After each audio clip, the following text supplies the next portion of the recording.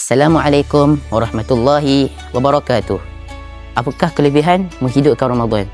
An Nabi Hurairah radhiyallahu anhu anna Rasulullah sallallahu alaihi wasallam qala man qama ramadana imanan wa ihtisaba ghufira lahu ma taqaddama min dhanbi.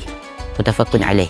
Maksudnya daripada Abu Hurairah radhiyallahu anhu, beliau berkata, Rasulullah sallallahu alaihi wasallam bersabda, barang siapa yang mendirikan, yakni berpuasa dan menghidupkan malam-malam di bulan Ramadan dengan penuh keimanan dan mengharapkan redha Allah Subhanahu wa taala, maka akan diampunkan dosanya yang terdahulu.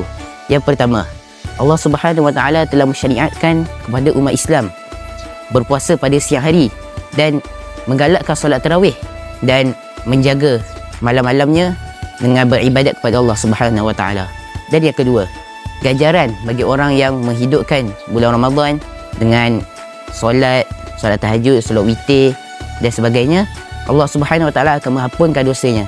Dan yang ketiga, jumhur ulama mazhab Syafi'i, Hanafi, Hambali dan sebahagian mazhab Maliki mengatakan bahawa solat tarawih afdal dilakukan secara berjemaah seperti yang dilakukan oleh para sahabat seperti Sayyidina Umar bin Al-Khattab dan sebahagian daripadanya.